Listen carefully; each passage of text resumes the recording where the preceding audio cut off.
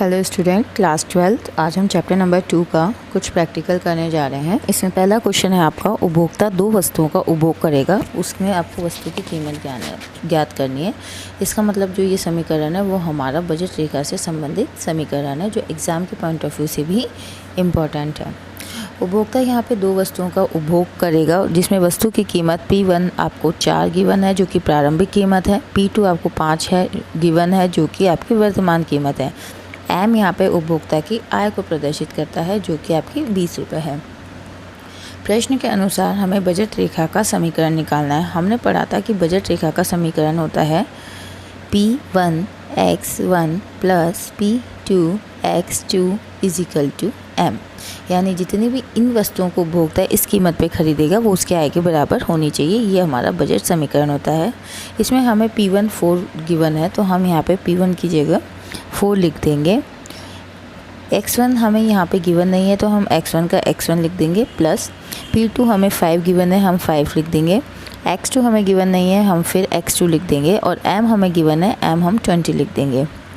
यहाँ पे जो आपका ये आया है, ये है आपका बजट रेखा का समीकरण, ये आपका आंसर है।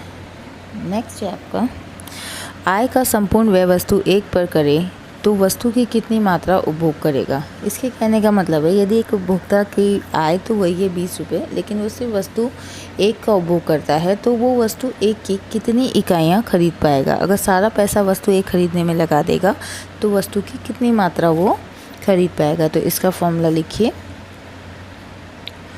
उपभोक्ता की कुल आय, यानी कि यहाँ पे आप लिखेंगे M या फिर M अपॉन वस्तु 1 की कीमत, यानी कि आपको यहाँ पे वस्तु 1 की, या मैं लिख सकती हूँ x1 की, यहाँ पे आपको कीमत लिखनी है। ठीक है, हम इसे लिख सकते हैं P1। ठीक है, P1 x1। अब क्या है, देखिए M तो हमारा है 20 और वस्तु 1 की कीमत हमें कितनी दी गई है, पर चलते हैं क्वेश्चन में 4, तो यहाँ पे हम लगाएंगे 20/4। तो ये इसको दोनों को एक दूसरे से डिवाइड करने पर कितना आएगा, 5, यानी हमारा जो उपभोक्ता है वो 5 यूनिट वस्तु 1 की खरीद पाएगा। आगे चलते हैं, आय का संपूर्ण व्यय वस्तु 2 पर करें तो वस्तु 2 की कितनी मात्रा उपभोग करेगा। फिर से वही क्वेश्चन, लेकिन इसमें वस्तु 2 के बारे में बताना है, तो हम उपभोक्ता की आय ले लेंगे, यानी कि M, जो कि वही है, चेंज नहीं हुई है, 20 रुपये। नीचे हम वस्तु P2x2 की ले लेंगे, तो P2x2 की कीमत हमारी यहाँ पे 5 रुपये है। यहाँ पे कितनी इकाइयाँ कंज्यूम करेगा, कैंसिल कर देते हैं, 5 4 20, यानी कि 4 इकाइयाँ वस्तु 2 की उपभोक्ता यहाँ पे क्रय करेगा। ये इसका आंसर हो गया। नेक्स्ट देखिए, बजट रेखा की प्रवणता।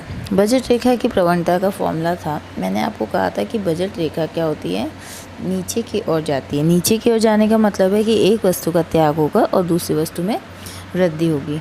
इस प्रवणता का जो फॉर्मूला आपको मैंने बताया था, माइनस का P1/P2। अब यहाँ पे अपन को माइनस में कितना दिया हुआ है, माइनस का साइन लगा देंगे क्योंकि प्रवणता को इंगित करता है। P1 हमारा 4 है और P2 हमारा 5 है। जब हम इसे आगे सॉल्व करेंगे तो ये हमारा आएगा माइनस का 0.8। इसका मतलब है बजट रेखा की जो प्रवणता है वो नीचे की ओर है, क्योंकि माइनस का साइन है और बजट रेखा का ढाल यहाँ पे ऋणात्मकता को शो करता है। ये हमारा 4th क्वेश्चन का उत्तर। हेलो स्टूडेंट्स, हम यहाँ पे आपके पाठ्यपुस्तक का प्रश्न नंबर 8 करने जा रहे हैं। देखिए, मान ले कोई उपभोक्ता अपनी पूरी आय का व्यय वस्तु 1 पर करे, वह 6 इकाइयाँ प्राप्त करें, वह वस्तु 2 की 8 इकाइयाँ प्राप्त करें, तो वस्तु की कीमत क्रमशः 6 व 8 है, M ज्ञात करें। कहने का मतलब है, यहाँ पे हमको जो गिवन है वो हमारा P1 गिवन है 6, यहाँ पे हमें P2 गिवन है वो है 8, वस्तु की इकाइयाँ हमें गिवन है, यानी X वस्तु की कितनी इकाइयाँ हैं, 6, और X2 गिवन है हमें, जो कि है हमारा 8। इसका मतलब हमें ज्ञात करना है यहाँ पे M ज्ञात करने के लिए हम क्या करेंगे, देखिए हमें बजट रेखा का समीकरण लिखना होगा, जो कि हमारा था P1x1 प्लस P2x2 बराबर m। P1 की जगह हम लिख देते हैं 6 और x1 की जगह हम लिख देते हैं 6 प्लस P2 की जगह हम लिखेंगे 8, x2 की जगह हम लिख देते हैं 8 इजिकल टू m। गणितीय समीकरण है, इसे हल कर लेंगे। 6 6 36 प्लस 8 8 64।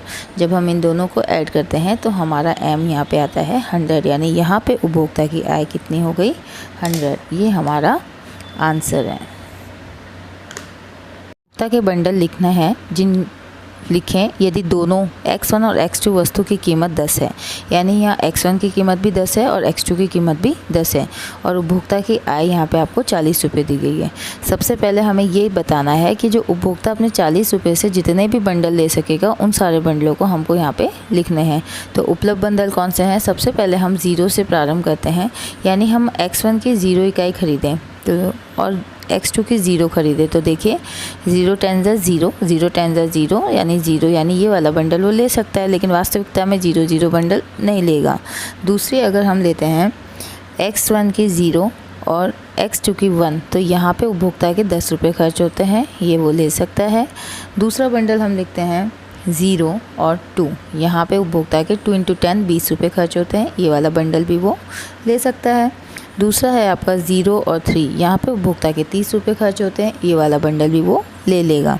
इसके बाद हम लिखते हैं आगे 0 4, इसका मतलब यहाँ पे उपभोक्ता के 40 रुपये भी होते हैं, ये वाला बंडल भी वो ले सकता है। इसके आगे 5 वाला बंडल नहीं लेगा क्योंकि वहाँ पे 50 रुपये खर्च होंगे और हमारी आय तो 40 रुपये है। अब हम यहाँ पे x2 को बढ़ाते जा रहे थे, अब हम x2 को 0 करके x1 को बढ़ाते हैं, तो हम लिखते हैं यहाँ पे 1 x1 की 1 इकाई, यानी कि यहाँ फिर 10 रुपये खर्च करेगा तो ये एक बंडल खरीद सकता है। फिर 2 0, यानी यहाँ पे 20 रुपये व्यय करेगा, ये बंडल भी खरीदे जा सकता है। या अब आगे देखिए हम यहाँ पे लिखते हैं 1 और 1, ये दोनों सेम जा रहे हैं, हम चेंज कर देते हैं बंडल 1 और 1, यानी 1 × 10 1 × 10 20, यहाँ पे 20 रुपये खर्च होंगे, ये बंडल भी वो खरीद सकता है। नेक्स्ट आपका 1 और 2, यहाँ पे 1 × 10 2 × 10 कितना हो गया 30 रुपये, यानी 1 इकाई x1 की और 2 इकाई x2 की यहाँ पे लेकर वो 30 रुपये खर्च कर सकता है, ये बंडल वो खरीद लेगा। नेक्स्ट है आपका 1 और 3, यहाँ पे 30 रुपये व्यय हो रहे हैं, ये बंडल भी वो खरीद सकता है। नेक्स्ट हम चलते हैं 2 और 1, यहाँ पे उपभोक्ता के 30 रुपये खर्च हो रहे हैं, ये बंडल भी वो खरीद सकता है। नेक्स्ट 2 और 2, यहाँ पे उपभोक्ता के 40 रुपये व्यय हो रहे हैं, ये बंडल भी खरीद सकता है। नेक्स्ट है आपका अगर हम x1 की 3 इकाई और x2 की 0 इकाई लें, ये बंडल भी वो खरीद सकता है क्योंकि यहाँ 30 रुपये व्यय हो रहे हैं। यदि हम 3 और 1 लें, ये बंडल भी खरीद सकता है क्योंकि यहाँ पे 40 रुपये व्यय हो रहे हैं। इसके बाद हम 4 और 0 लेते हैं तो यहाँ पे भी 40 व्यय हो रहे हैं। अगर हम एक बंडल और ले लेते हैं 4 1, ध्यान से सुनिए, तो ये बंडल में उपभोक्ता के 50 रुपये व्यय हो रहे हैं, तो ये बंडल आपके यहाँ पे नहीं आएगा, यानी हमारा सिर्फ 4 और 0 पे ही बंडल समाप्त हो जाएंगे। तो ये इतने बंडल है जो कि उपभोक्ता उपलब्ध आय से खरीद सकता है। नेक्स्ट क्वेश्चन में आपसे पूछा है वह बंडल जिन पर संपूर्ण आय 40 व्यय होगी। हम यहाँ से ही क्लियर करते हैं कि ऐसे कौन से बंडल है जिन पे 40 रुपये पूरे व्यय हो जाएंगे। सबसे पहले तो हमारा देखिए ये वाला बंडल आएगा, ठीक है, यहाँ पूरे 40 रुपये व्यय हो रहे हैं। इसके बाद हमारा ये बंडल आएगा, यहाँ पे पूरे 40 रुपये व्यय हो रहे हैं। इसके बाद हमारा ये बंडल आएगा, यहाँ पूरे 40 व्यय हो रहे हैं। ये वाला बंडल आ जाएगा, यहाँ पूरे 40 रुपये व्यय हो रहे हैं, इसका मतलब। और एक ये बंडल आ जाएगा, यहाँ पे भी हमारे पूरे 40 व्यय हो रहे हैं, यानी 1 2 3 4 5 बंडल ऐसे हैं जिनको उपभोक्ता अपनी संपूर्ण आय को व्यय कर देगा। ये बंडल हम यहाँ पे लिख देते हैं 0 4 1 3 3 1 2 2 और 4 0। ये आपका आंसर है। देखिए बच्चों, आपकी पाठ्य पुस्तक का प्रश्न नंबर 14 का हम करने जा रहे हैं। इसमें मान ले बाज़ार में 2 उपभोक्ता हैं। कितने हैं? 2 उपभोक्ता। उनका मांग फलन है। बाज़ार मांग फलन अपन को ज्ञात करना है। कुल मिला के बात है 2 उपभोक्ता दिए गए हैं और आपको मांग फलन ज्ञात करना है। पहला फलन आपको दिया है D1 और P = 20 - P। यहाँ D डिमांड है 1 और P 1, यानी एक वस्तु की यहाँ पे डिमांड है जो कि कितनी है? अगर कीमत 20 रुपये से कम या फिर उसके बराबर होती है तो डिमांड हमारी ये हो जाएगी, जिसमें अगर हमारी D1 P 0 हो जाती है यानी कोई मांग नहीं है तो कीमत हमारी 20 से ज़्यादा है। अब देखिए, आपको ये याद रखना है, एक तो आपको ये फलन दिया है, एक आपको ये वाला फलन दिया है जिसके अंदर D2P आपका 30 - 2P है। ये आपका समीकरण 1 है और ये आपका समीकरण 2 है। ये दोनों आपको समीकरण से समझाने के लिए दिए गए हैं कि P की कीमत 0 तब होगी, यहाँ पे D1 P = 0 तब होगा जब आपकी जो कीमत है वो 20 से अधिक होगी।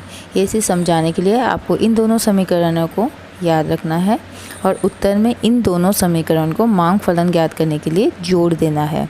तो हम क्या करेंगे, देखिए D1/P इतना लिख के हम लिखेंगे। अब हम D1 और D2 नहीं लिखेंगे क्योंकि हम यहाँ लिखेंगे DM, क्योंकि हमें बाज़ार मांग का यहाँ पे लिखा है बाज़ार मांग फलन।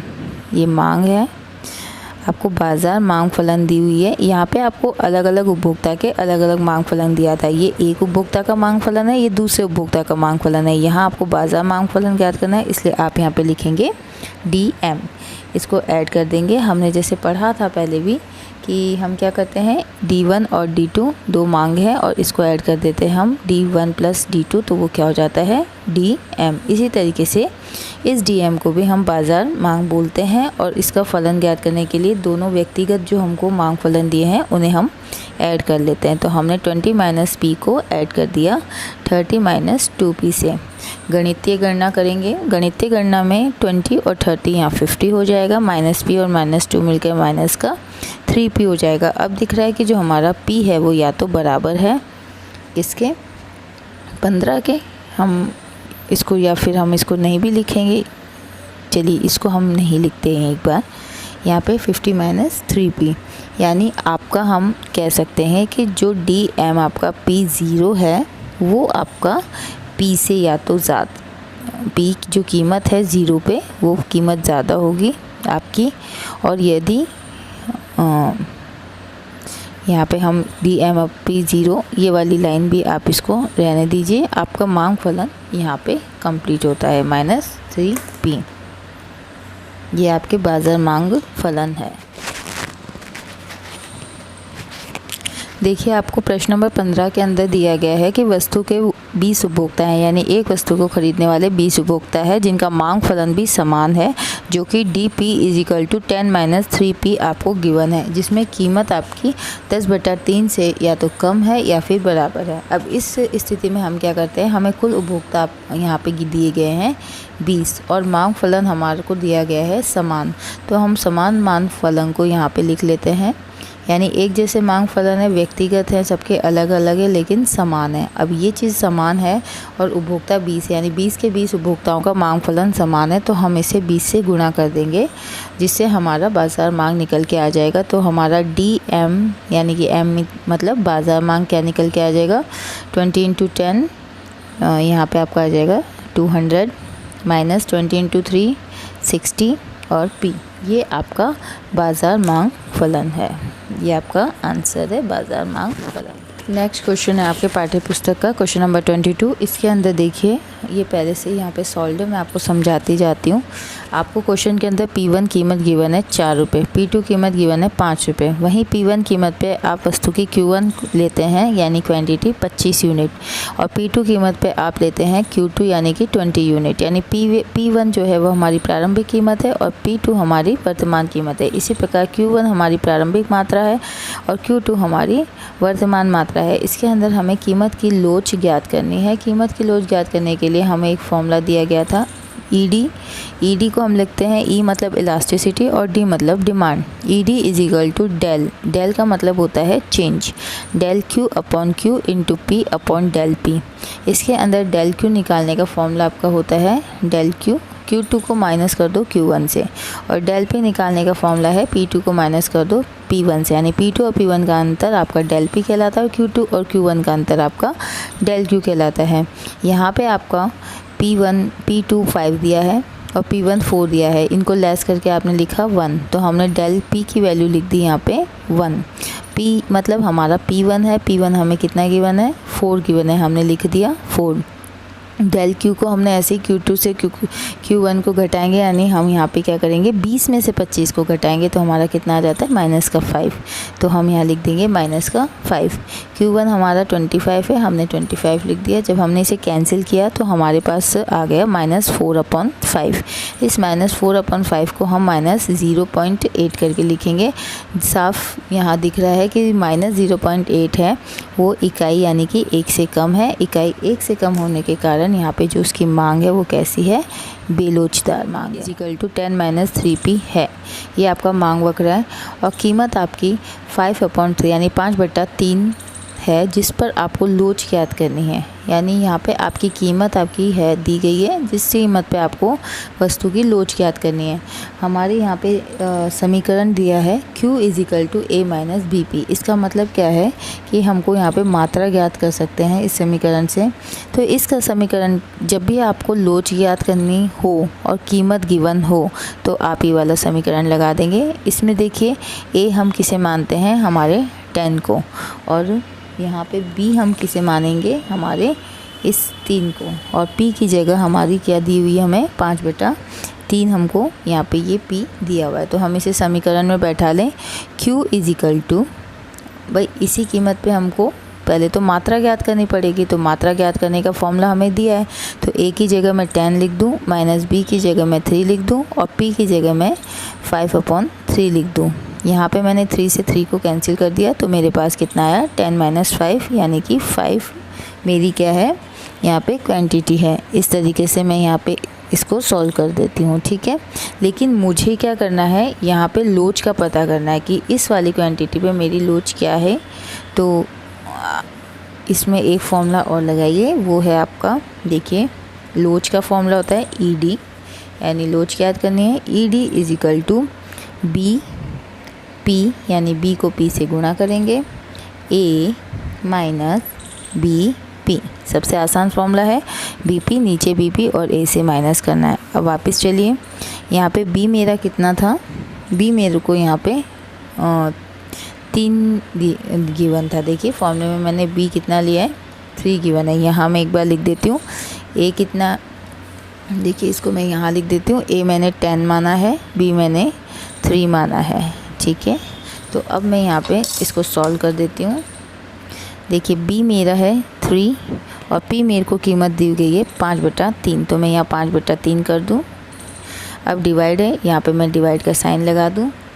अब यहाँ पे A है, A को मैं क्या लिख देती हूँ 10, ठीक है, माइनस B को मैं कितना लिखूँ 3, और P को फिर से मैं लिख देती हूँ 5/3। कहने का मतलब है इसको इससे डिवाइड करना है, तो हम यहाँ पे सेपरेटली से सॉल्व कर लेते हैं। 3 से 3 कैंसिल हो गया, ये 3 से ये 3 कैंसिल हो गया, 10 - 5 5 आ गया। तो मैं यहाँ पे लिखती हूँ 5 डिवाइडेड बाय 10 - 5 5, ठीक है। तो यहाँ पे क्या होगा मेरा, अच्छा ये जो आपका फॉर्मूला है इसमें एक माइनस का साइन भी यहाँ पे लगेगा, सॉरी मैं लगाना भूल गई हूँ क्योंकि ये लोच में है और यहाँ पे माइनस का साइन है, तो इधर भी माइनस का साइन आ जाएगा। इसके बाद क्या होगा, देखिए जब मैं 5 को 5 से कैंसिल करूँगी, 5 × 5, तो मेरे पास आ जाएगा -1। -1 यानी कि मेरी जो ED है वो कितनी है, -1 है। ये आपका आंसर है। नेक्स्ट आपका क्वेश्चन है क्वेश्चन नंबर 22। यहाँ पे P1 आपको, ये देखिए अन्य महत्वपूर्ण प्रश्न में जो कि आपकी संजीव पासबुक के हैं, इसमें क्वेश्चन नंबर 92 में आपको P1 8 गिवन है जिसपे Q1 10 यूनिट्स आ रही है। P2 आपको 6 गिवन है जिसमें Q2 आपको 20 आ रही है। इजी क्वेश्चन है, आपको ED फाइंड आउट करना है, यानी इलास्टिसिटी ऑफ डिमांड आपको फाइंड आउट करना है। हम यहाँ पे प्रतिशत परिवर्तन का फॉर्मूला नहीं लगाएंगे, ध्यान दीजिए हमें प्रतिशत परिवर्तन ज्ञात नहीं करना है। यहाँ पर हमें सीधा यहाँ पे मांग की लोच ज्ञात करनी है, ठीक है, यानी कि हमें ED ज्ञात करनी है। मांग की लोच ज्ञात करने का फॉर्मूला हमारा था ED = del Q/Q × P/del P। ये वाला फॉर्मूला आपको याद कर लेना है।